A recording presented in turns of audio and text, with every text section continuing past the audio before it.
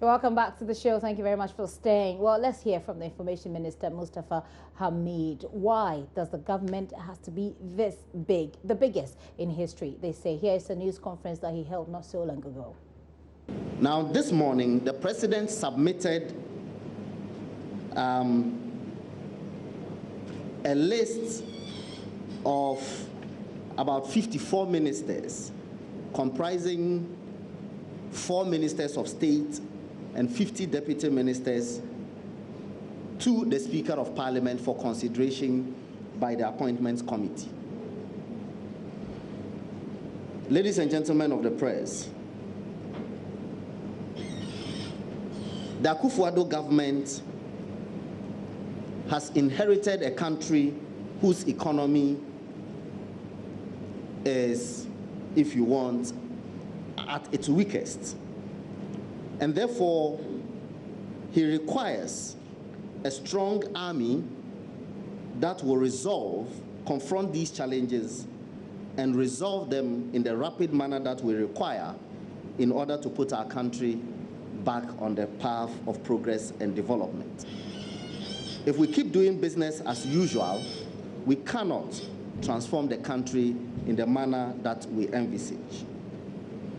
Ladies and gentlemen of the press, this number of ministers that the president has presented to Parliament brings his entire government to 110 ministers of state and deputies, who would assist him deliver on the very ambitious program of national transformation and development, which the people of Ghana have charged him to implement.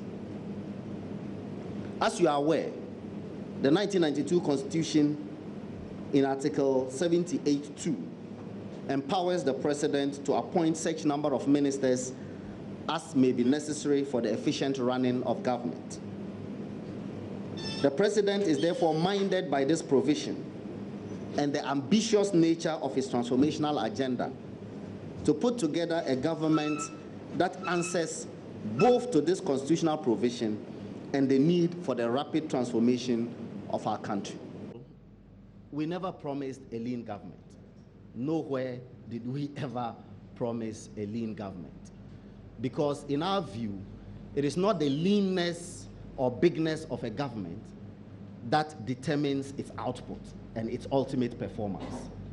We have had in the history of this country governments that are smaller, that have landed this country in bigger debt and bigger mess than governments that have had bigger, if you want, ministers. For example, the Kufuor government, apart from this Akufo-Addo government, would have been the government that had the biggest number of ministers and deputy ministers. But everybody knows President Kufuor's record in this country. Everybody knows at the end of President Kufuor's government what we did for this nation. Those who came subsequently after that and created all the financial mess that we have on our hands, which we are still dealing with, had smaller governments. So I can purport to run a government with 10 ministers and still create an avenue for them to loot our nation, if that is what the Ghanaian people want. Or to have a government that is bigger than that, but which has people of integrity, of honesty, who are on the job and doing the things that ought to be done. Bigger with integrity, bigger and better, bigger for transformation. We know the record of President Kufuor, former President Kufuor, who had a big team. Okay, what does the NDC say? I've got their General Secretary. So this afternoon, well, Johnson Asiedu-Getty, of course, I've already introduced him. He is General Secretary for the NDC, and even as his party is on a mission of fact-finding and retrospection after a tumbling defeat, there is still more time to speak to the question of whether or not they have been an effective opposition so far. Today, he is in the studio to help us to talk about what's happening in Parliament and with the appointment. You're welcome, General. Thank you very much. Good to see you. Thank you. Shall we just go into the details of your response or your reaction to the bigger and better team that the Akufo-Addo government is putting together? I think they are confused, honestly. Why? Because you see, the progressive parties who believe that government has some responsibility in tampering with the free market to ensure that people who otherwise cannot compete effectively would also enjoy some minimum standards of life. This is a policy of all progressives. So that is why there is a need for government to intervene. And because of government intervention, there is a need for a bigger government. So this is my first time of hearing a liberal party clamoring for a bigger government. To do what? When liberals believe that government is an encroachment on their civil liberties, on their economic liberties. Now they are telling us that they need a bigger government, so why they should go ahead and appoint one minister, one constituency, or one minister, one district, so that the ministers will also help the DCs to prosecute the agenda. If the argument is that because of the nature of the weakness of the economy, they need a bigger team, then they should proceed and appoint a minister per district, but so that they can continue. But am I hearing this from MPP who are saying? That's being sarcastic. If you say they should appoint you are one going minister, by one their district. recommendation that because the economy is in tatters, so they need a bigger team to do it. It means they don't know what they are talking about. They say that your government, which just lost the election, created avenues to loot and share, and that is why we are faced with this problem, which is why the problem is so huge that we need a gargantuan team. That is why the team must be small and efficient and act in accordance with the liberals' belief in how nations ought to be governed. So you don't come out and say that because there is, a big hole in the economy, so we need more ministers, we need more money to pay the ministers, so that the management team will end up using all the money that they would need to be doing the interventions. I mean, I'm hearing this for the first time. I guess. What are you hearing for the first time? That because the problems in the nation, the problem is big, so we need a bigger team. Yes. That's why I'm saying that they should proceed to appoint a minister per district. After all, that's where they have begun.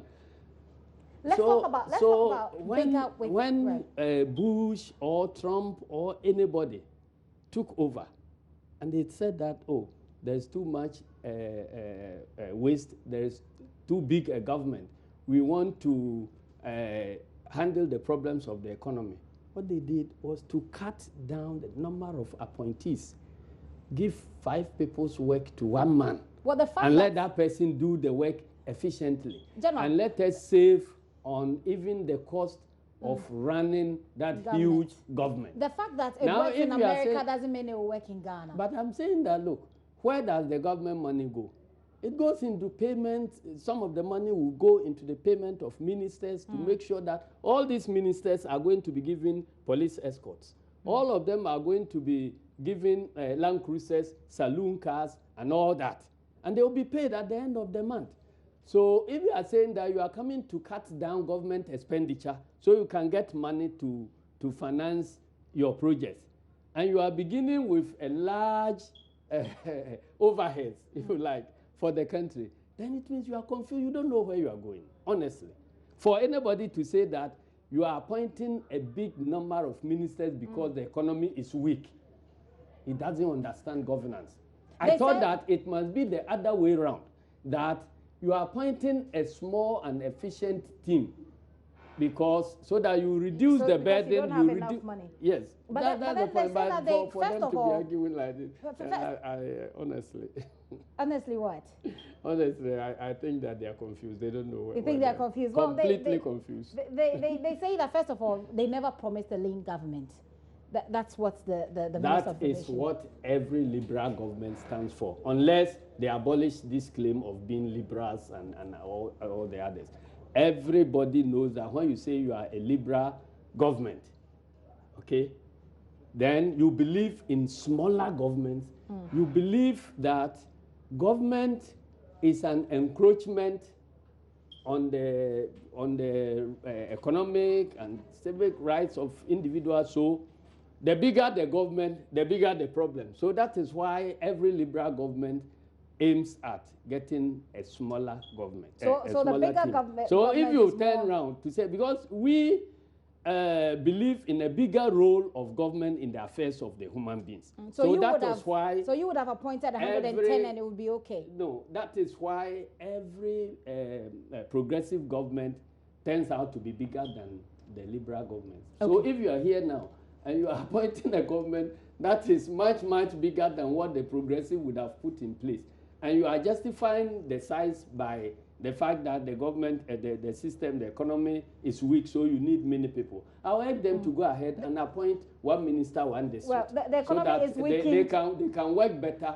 to revive the economy faster. The economy is weakened, they say, by the NDC. But so let's get into Parliament and look at what happened today. Yes. They were supposed to debate on the budget, and we'll bring you excerpts of that pretty soon. Yes. And the minority. The backbenchers of the minority staged a walkout.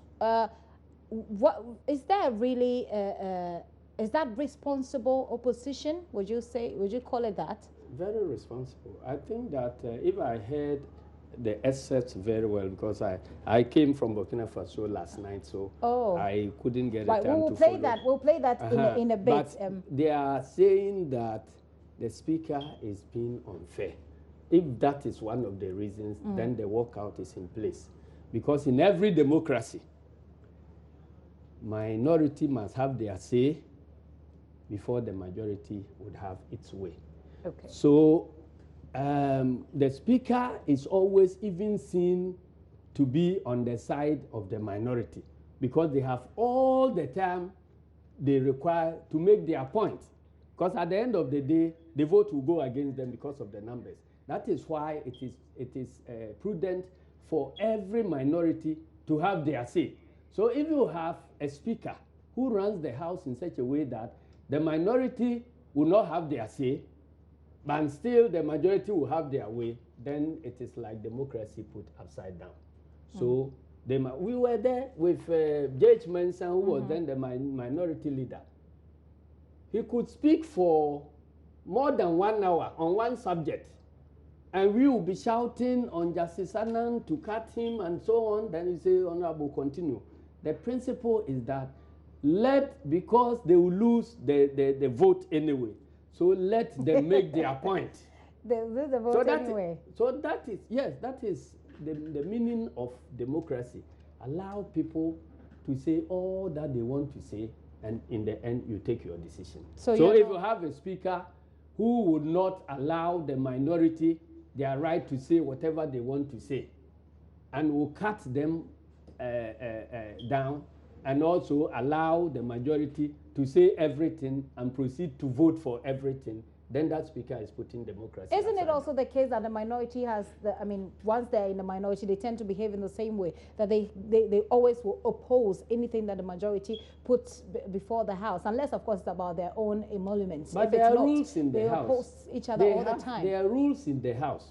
So if they are saying something that ought not be said, there are ways of preventing them from saying so. There are other members of the House who can get out on point of order and all that. Those are the things. But the speaker must not be seen to be a debater, or must not be seen as a biased umpire. If he's going to be biased, he must err on the side of the minority. It should not be on the side of the majority. Okay. Yeah. What are your hopes for this government, for the NPP government? I mean, as a Ghanaian, as a patriotic Ghanaian. I wish them well, but the way they have started, I have my doubts whether they'll be able to achieve what they set out to achieve. And if they don't achieve, that will be good for you as an opposition party, but it won't be good for the country. Is that what you want?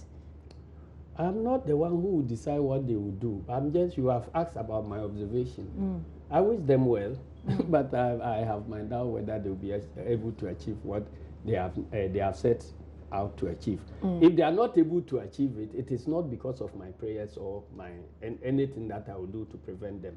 We will play our role as responsible opposition, But if the person cannot achieve what he has set off to achieve, that is bad enough. It is not the making of anybody. It means that the person has deceived the nation for their mandate and is putting it to wrongful use. I see. Since we're still in Parliament, let's finish this up in Parliament. Recently, there were issues of alleged corruption, which is still, people were very enraged. The people of Ghana were very enraged, and people talked about it a lot. It appears that there is some kind of problem or friction between the minority chief whip and, of course, some of the members of Parliament. Is there a problem there? There is no such friction.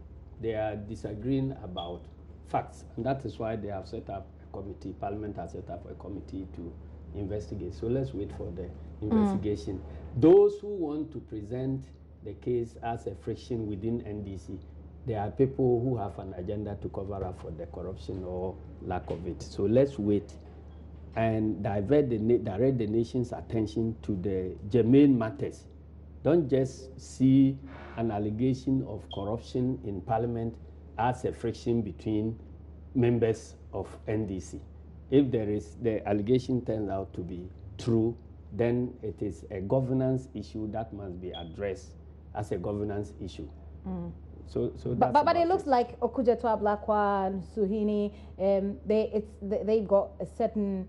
It's as if there's a faction. If you look at the way the issues are going, Muntaka Mubarak says one thing. If they differ on a particular subject, it doesn't make them enemies. It doesn't make them. Otherwise, why do you establish a parliament? Parliament is a debating chamber. It's a chamber where you go to disagree. So if you are scared of disagreement, don't establish parliament at all. But there are caucuses. So if you are there, know that the caucuses are caucuses have their right to say anything that they believe is right, and they are enjoying that right. So it doesn't mean that if a minority leader says something and you have superior information to what he has said, because he is a minority leader, when he says it, then you must keep quiet. No, there are no rules. Parliament doesn't work that way. Who do you think is telling the truth? Go and ask the MP for Esikadu Ketan. He will tell you who is telling the truth. Okay. Well, we're waiting for them to wrap up their investigation. So we will ask him. We will definitely ask him. Let's come to you. How are you coping in opposition? Very well. When you say very well, what does it mean?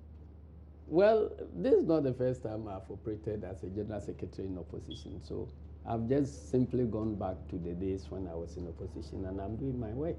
And I guess the party will also do its work in opposition. And that's why I'm happy about the fact-finding committee. Performance of our group in Parliament so far. Oh, you're happy about the performance of your group? Very happy. Really? Why so? They are doing their work as responsible opposition. But this corruption issue is a big blow to their work. Even why is it not a big blow to MPP? It is to both. It is to both sides, but really it is to Parliament. Don't talk about. I'm assessing my side, and then you bring in this thing as if it is an NDC issue. If you like, it is more, but it's a problem more of an MPP issue.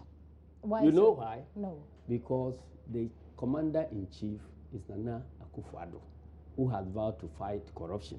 So if you have allegation around your appointee, your nominee, to try to compromise the system to get his appointment, it is more a problem of MPP. So those who don't want the matter to be dealt with as such, they are the ones who are leading this whole propaganda that NDC, Okujeto is fighting Muntaka, this is an NDC affair. It's not an NDC affair. It's a big indictment of NPP governance.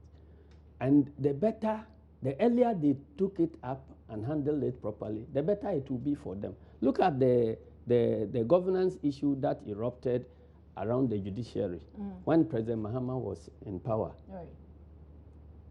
What happened? The Chief Justice took bold steps to investigate the thing properly.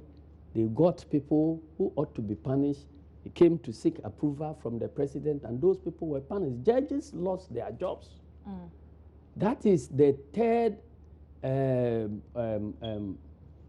wing of government. The second one is Parliament.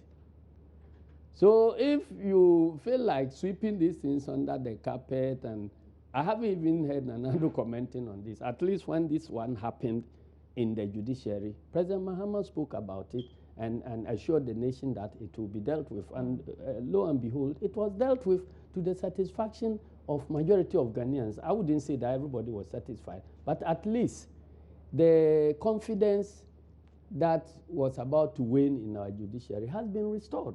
Are you saying it is worse if people in a democracy lose confidence in Parliament. So it is a major governance issue and ought not be trivialized as Okujeto versus somebody in Parliament. It is a big indictment on the MPP government. So they better get up and do something about it. Do something like what? There's a committee that investigates. What else do you want the government to do? So what else do you want the NDC to do?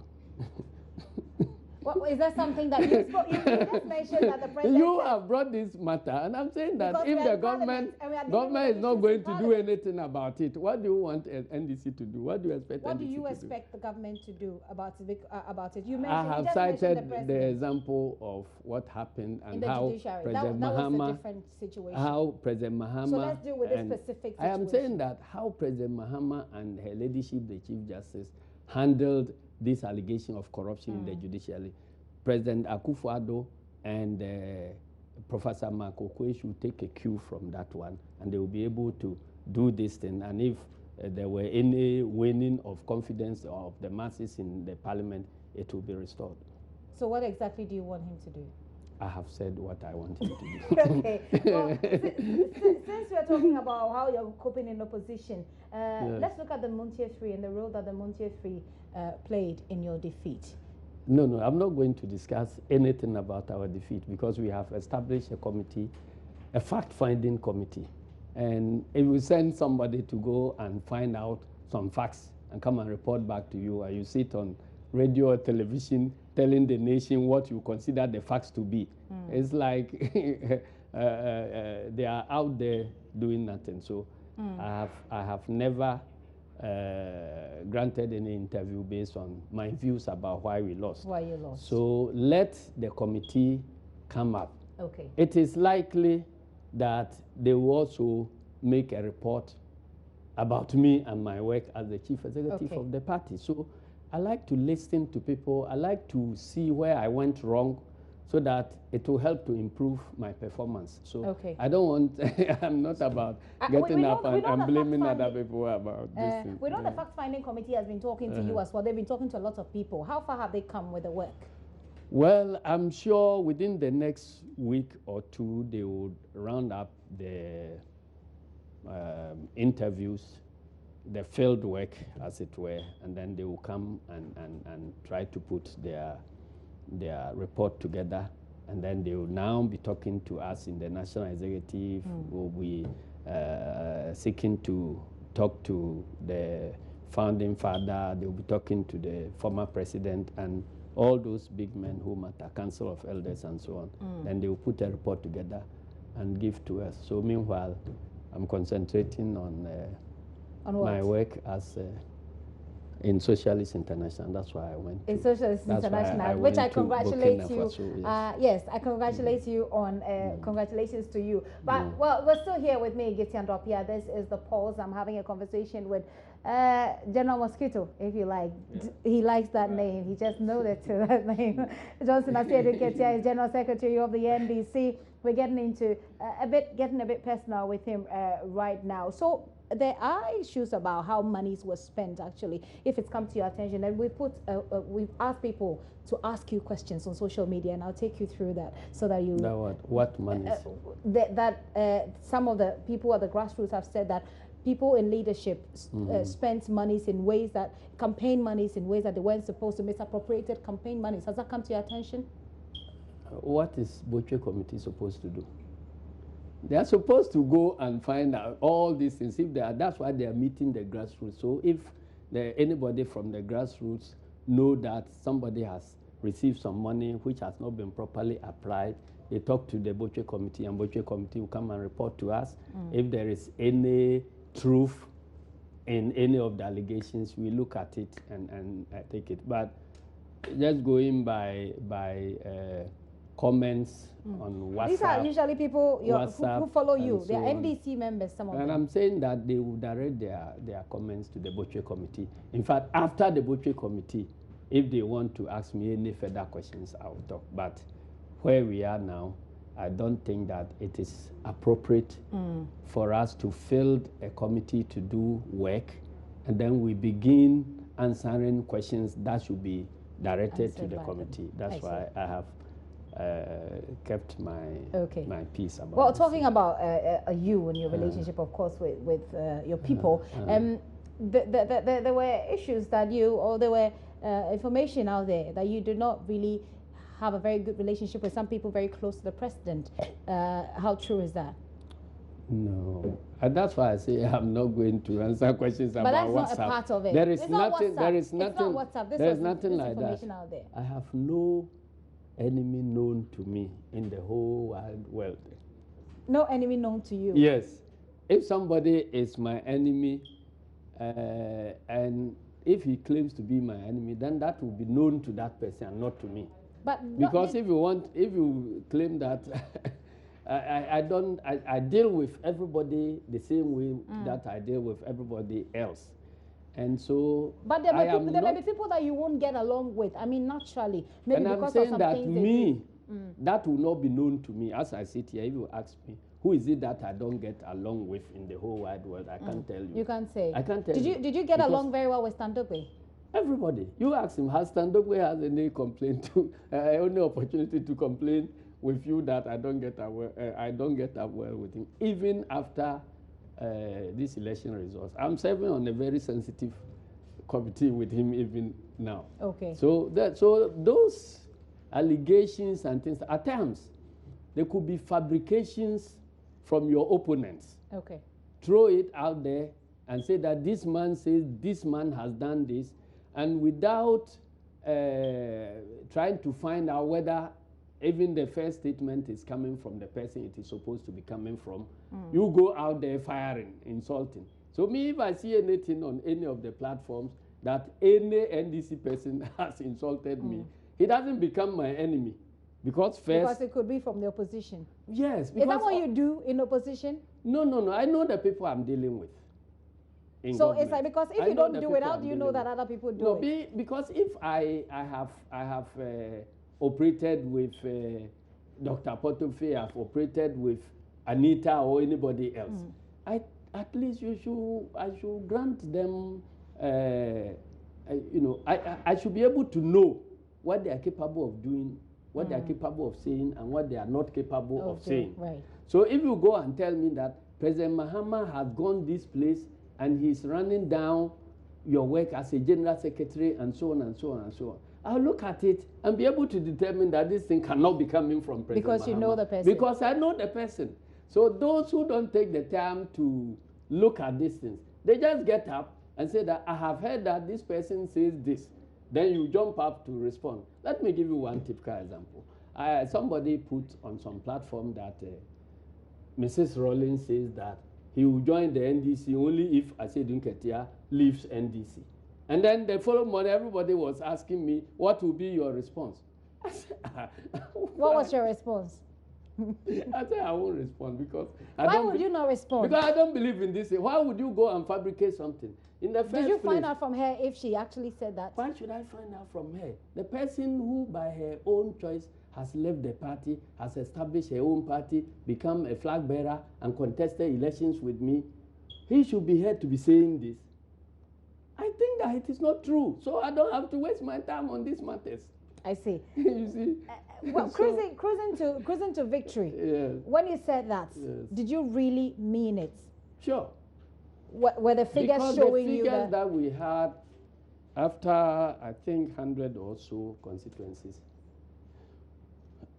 results have been put together, were slightly above 50%. And so if you listen to the statement I made, I said that because it was around that time that MPP was calling for declaration of results. And I said, how? How can you be at the level of less than half of the constituency results put together and you are calling for declaration? What is the rush? So let everybody stay put. The figures that we have here indicate that we are slightly in the lead. And if in a comfortable lead. Yes, and if the pattern continues the same way, then we would have no doubt getting President Mahama back into the State House. Okay. So I'm wondering what people are making out of this statement. First of all, is it true that those figures I was relying on were false? And the answer is no. Is it true that there was a particular pattern that was emerging? And the answer is yes. Is it true that that pattern continued till the final figures were declared? And the pattern changed. Okay. So if somebody so at the time you said cruising to victory, you were actually cruising to victory. Sure, because that is the results we have had so far, and that is the way the pattern was coming up. Look, okay. I granted an interview about the cost of this presidential mansion. And I said that the figures available to me indicated that the contract was awarded at $3.56 million. So I'm holding the first payment certificate. The second payment certificate referred also to the contract sum of $3.56 million. This is the second certificate. The third certificate was also referring to the same figure, $3.56 million. So this is the information I have, and this is what I can speak to.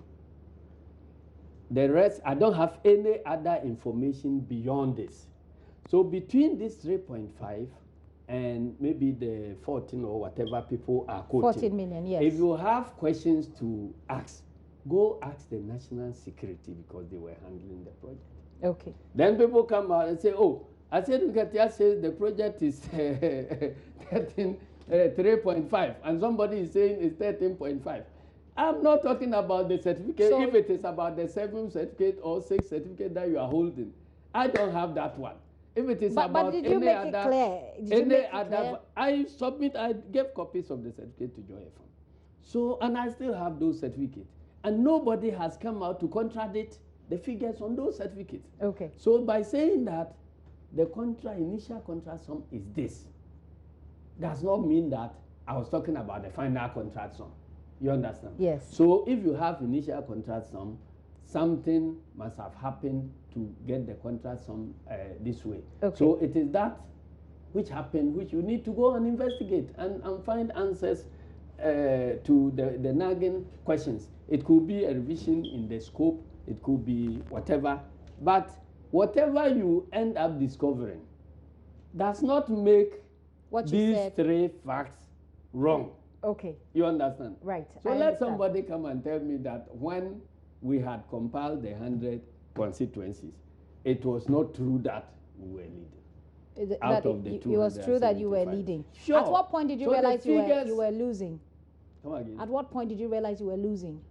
Oh, when we realized we had lost, we didn't wait for electoral commission. We came out and declared. So when the president congratulated, the former president congratulated now president, that was when you realized you were losing. I was with them. We were sitting there and monitoring the figures. So when we got to a point that, look, this is a bad case beyond recovery, let's go and concede and put everybody's heart at ease. We just came out and did that. Did you cry? In another political party, faced with the same scenario, they didn't muster the courage to do what we did. Because around this time, everybody will have their foot soldiers camped up at their party headquarters waiting for good news or something. So that was what scared MPP in 2012, for them to just go to Obrasco to say that we disagree with the results. They knew they had lost, but it was like, how are we going to tell these foot soldiers? And that is where the failure of leadership came in. That's why a lot of people feel. We are a group of people who don't fear to speak to the facts. That's what a lot of people feel about cruising to victory. They feel that you were managing expectation of your supporters at the time. It wasn't. We were telling you where we are and when we got the figures. We told them. Why would you not tell them? Okay, are you the only person who votes? I'm not the person who votes. It is the food soldiers who vote. So we have all gone to vote. If the results is wrong, why shouldn't I talk about it? The fact that I don't say that we have lost will not make us winners. I've got a few questions. Better face the question. Okay. I thought I was made to understand that we are coming to discuss Socialist International. Socialist International. Yes, so we'll talk about. Appears to be coming I have congratulated you already. We'll talk about that. It's not about congratulations. So you know that a lot of people follow you. I didn't even prepare for it. No. A lot of people follow you. Yeah, and so once they heard that you were coming on the I'm post. enjoying it, but I thought that we should have gone. We should have discuss the main business we will. That we can shift we will. That is a very good. It's a very good news. Yes, so yes. we won't spend so much time on it. But people follow you, so they were excited when we're bringing you, and they've got some questions. Someone says to ask you what you regret doing when you were in power. Upon hindsight, what would you have done differently? As what? Whilst you were in power, exactly. I'm saying that these questions we will deal with them later. Why don't you want to answer? These are people who are watching, people who follow you, I'm saying and people who want to know. I have assigned a committee to do some work. No.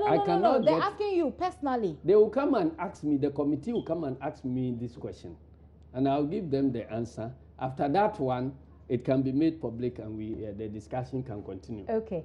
There's someone called Nana Call. He says, please ask him whether he has ever engaged in any philanthropic gestures in his life as a politician. Ask him if he regretted his decision not to bring JJ on board for 2016 Philanthropy. Campaign. Yes, philanthropy and whether My whole life is about philanthropy. Really, how?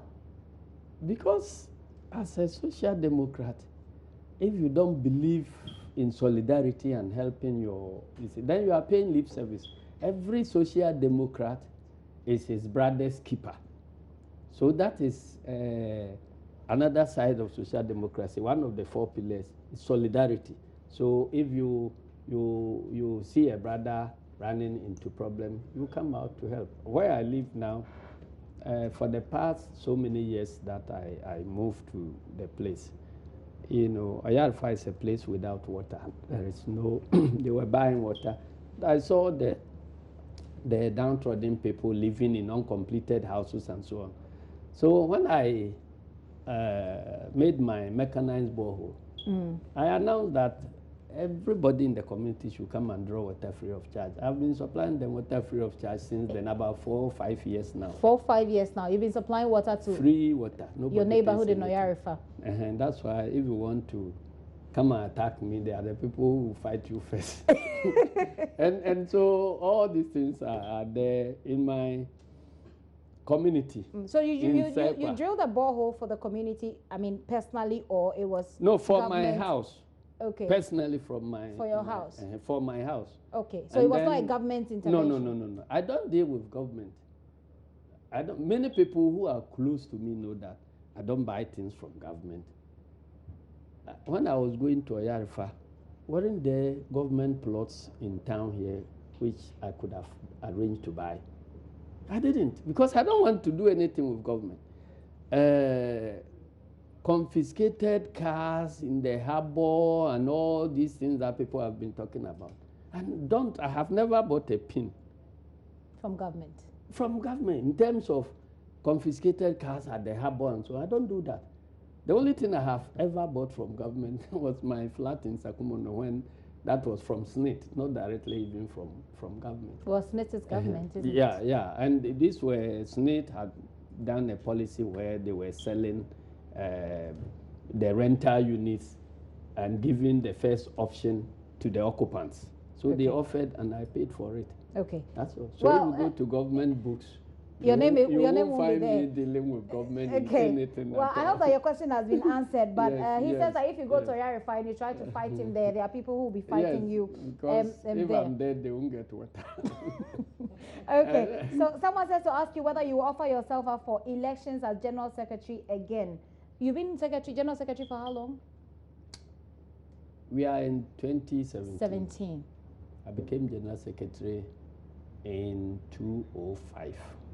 So 12 years. 12 years? Yes. Are you going to stand for re-election or? Let me finish this mandate and I'll tell Ghanaians what I intend to do. Why can't you say it now? Because there is time for everything. I believe you go to church. I do. So there's time for everything. When I finish this mandate, because any pronouncement now that I'm continuing or leaving will affect my performance.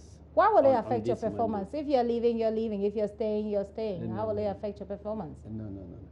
You see, I am always in charge of opening of nominations, closing nominations, vetting people, and so on. So I'm always the last person to declare my intention whether to contest or not to contest. Okay. So when the time comes, then you can take hear from me. there. But if you say it earlier than that time, it will impact negatively on your work. So when the time comes, I'll answer that question. 2 last questions. Ask him what advice he has for aggrieved youth in the party who they failed to find job for, as well as the foot soldiers who they have neglected for the past years NDC was in office. Oh, is that so? Somebody was calling me to come and help them to protect themselves and their property, which they have lawfully acquired and so on. I said, oh, I thought you said you didn't get anything. So if you have nothing, what is it there that you are going to protect? You see, the point is, support to foot soldiers always is insatiable. There is no point anybody is going to come out to say that in government we have satisfied all foot soldiers to the best extent that they will require satisfaction. So when I went to Burkina, I was telling them that foot soldiers there they call them militants. I said that look, whereas the government or the party in power must find ways of satisfying their foot soldiers, the foot soldiers themselves should know that it is far, far better for them for their government to be in power, even if they don't get anything, than to see themselves in opposition. You understand? So they must also remember that it came to a time where they thought that doing their work, doing the house-to-house campaign was like serving Kofi Potofi or John Mahama or Asiedu Nketia.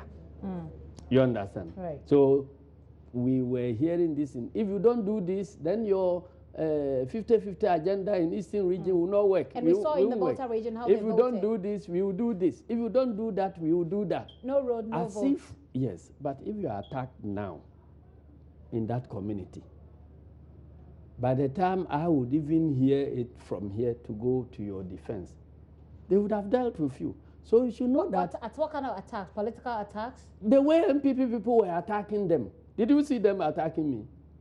So it means that the work you are asked to do as a party foot soldier is not the work for the General Secretary or National Chairman or President Mahama. To some extent, it is in your own interest as well. So look at the things you are missing today, and it will tell you the cost of going into opposition. Okay. You understand? I understand. So that is it. So it's a joint enterprise. Okay. You work. When we come to power, there are certain benefits that will come to you there, which I may or may not know about. Some tangible, some intangible. So you campaign because you are interested in keeping those benefits. Okay. I will make it look like the campaign you are going to do. If you don't bring us money, we are not going to do this. If you don't bring us this, when you know that in the first place you have not contributed any money by way of dues for me to recycle to bring to you. But people pay dues, don't they? Party members pay dues, don't they? Anyway, we're wrapping up this conversation very soon. But quickly, Sena Kuma says, ask him if he knows why Get Fund was never reimbursed during the entire year of 2016. We heard the economy was doing great, so why the lapse? Because you were on the board of the Get Fund. No, I wasn't on the board of Get Fund. But it is not true that Get Fund was never given money. They paid Get Fund up to a certain point. Even during the transitional period, some monies were paid to Get Fund. So that statement is not true. Okay, so Sena, if you heard him there, he says that statement is not true. 2 last things, General. This gentleman says to ask you what you do. First of all, someone is asking about your relationship with Jerry John Rawlings, and then the next person is asking what you do to keep you so active. They think you're active at your age. Oh, is that so? Yes.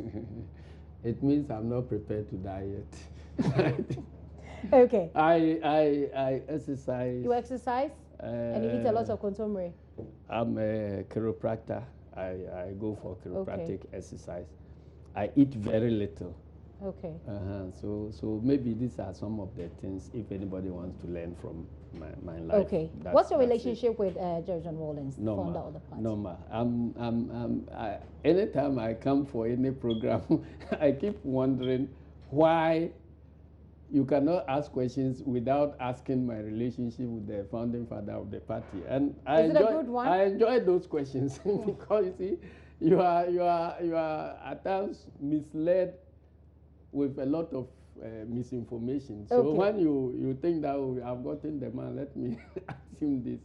It's a question that came from a viewer. But I would like for you to... You know, it came because somebody consciously undertook to create problem between me and the founding father. Who was that person? You see, I wouldn't know, but you know, it started from where, is it Daily Guide or some newspaper, Chronicle published that I have said we are taming the barking dog, and that barking dog means Rawlings. You see, since that time, we have set the record straight more than 1,000 times, and still people keep it. So who was the barking dog? Nobody said anything about barking dog. You said barking dog? No. Okay. Just after a very successful program of readmitting Dr. Obeda Samoa into NDC, then somehow people got there and then they wanted to divert attention of the nation from the good news. So Monday morning, we have tamed the barking dog from wherever. I don't know. You don't know. So and luckily it was covered by television, so they got a full coverage. Okay. And I circulated copies. If you like, I can bring you a copy. If you can buy it and play everything, you see that there was no reference to either President Rawlings or any barking dog at all. Well, here at Joy News, we're 24. So you have 24-hour news channel. So we play a lot of. If you play such it, you will see that you didn't say anything like that. Mystery. I'd like for you to have a look at this picture. This picture that we'll put on the screen right now. A lot of people circulated. It was being circulated, and people said that it was you with interpreting. Is that you? One of the fabrications. Is that you? No. This man, he was information officer at the regional office in Sunyani. Okay, so did you see this picture when it was circulating? Yes, this was part of the orchestration to create problems between me and the But founder. how would this create? This was they said that I was a very somebody who was ungrateful, and that I was interpreting his speeches. He was the first person who took me from some gutter, and I was bathed and given Kimati's quote for the first time, and all those things were complete fabrications, because I came directly into contact with President Rawlings after I had become a bank manager and left. I had become a stockbroker and left, and had become a member of the Consultative Assembly and left. I'd become a member of Parliament and left. It was a member of Parliament. When I became a member of Parliament, I think my first encounter was to participate in a meeting that all the MPs were having with President Rawlings. Those were the very first time that I got in touch with such a person.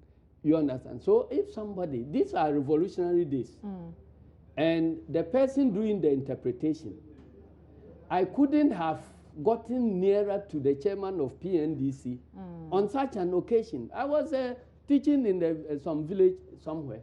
How would I get the opportunity of being the one who will be picked from Secretariat Presby Primary to be brought to Sunyani to interpret President Rawlings' speech? So, but those who are doing these things, it's a complete orchestration. They brought this picture. They brought some allegation that whilst we were in opposition, I was every week taking a certain bags of rice from President Rawlings' house. And so they were on. Then there will be a time they will shift and say that I have stolen so much money, so I have all of these so many tipper trucks parked somewhere in Kaswa. And a block factory. I had built what do you call it? 2 mansions in 6 months in government and so on.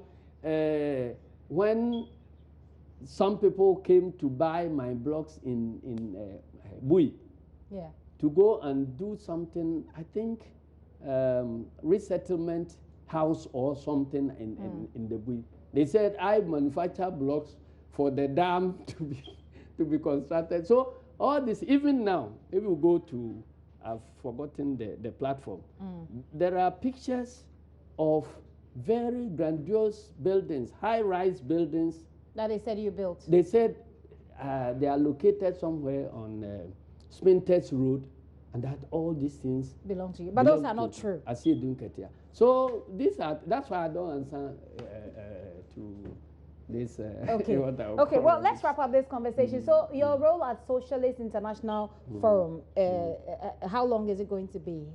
It's a 4-year term. 4-year term. The Socialist International is a group of what do you call it? An organization made up of all political parties who believe in social democracy, socialism, and communism.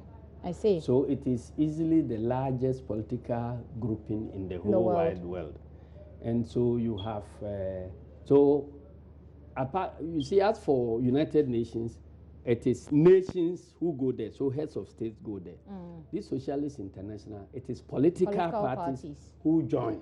Okay. Okay, so you have all the major parties, the Labour Party in UK, the Social Democratic Party of Germany, they were all Denmark, and all these Communist Party of China, Communist Party of Cuba, ANC, South Africa, SWAPO, everybody. So what will you be doing there? 154 members. 53 of our parties are in power now, and the rest are in opposition. What will you be doing there? I'm a vice president now, a vice president. We have a president who is always the president of a nation or a former president of the nation. The immediate past president was the current UN General Secretary. Okay. He left, and then the former president of Greece took over, Papandreou. So Papandreou retained his position in the past election. And then we elect a Secretary General, much like the United Nations. And then we elect 5 vice presidents. Okay. So I'm one of the 5 presidents, a vice president who has been elected, and I guess I'm the only African on that committee. So the 7 of us, we form what you call the Presidium. Okay. That runs the affairs of the Socialist International. I'll come back to you. I'll come back to you. Congratulations once again. Very big congratulations to you. I'm sure that your wife and your son, whose things you like to wear, will be very happy to hear this. But just some news quickly. Some news just in. Finance Minister Ken Ofori-Atta is moving the motion for the tax law that will validate the tax cuts or approve the tax cuts in Parliament. We can go there quickly now and have a look at what's happening in Parliament.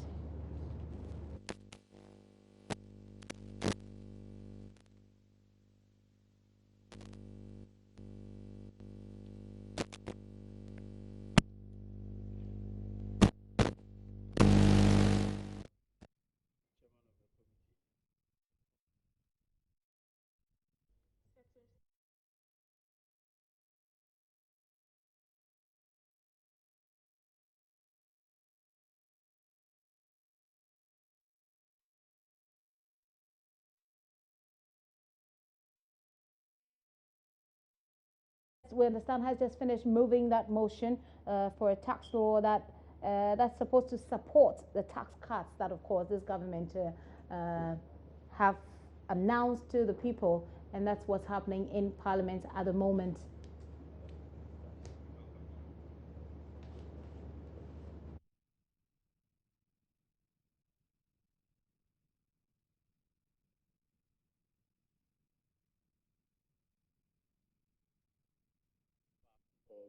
The Income Tax Amendment Act 2015.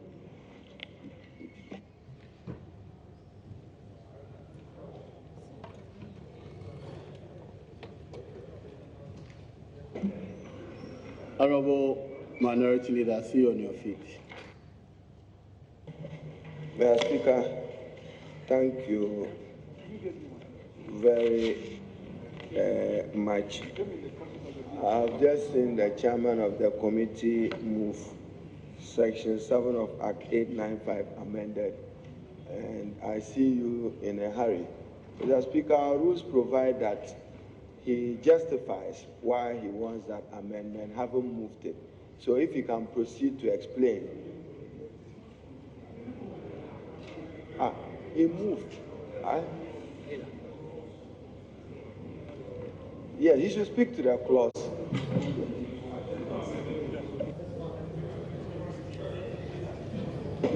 Honourable Majority Leader. Respectfully, there is no amendment to the bill before us.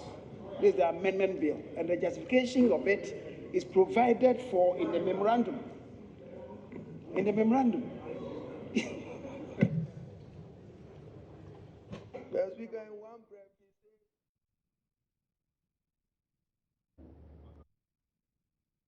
Live visuals coming to you from Parliament House. Joseph Opoku-Gakpo, our parliamentary correspondent, is standing by. He'll bring us a lot more on that in our subsequent bulletins, of course. But let me wrap up our conversation here. We're done. We're really running out of time. General, we say very big thanks to you for coming. You've got any final words for the foot soldiers, for the NDC, for the NPP, anything?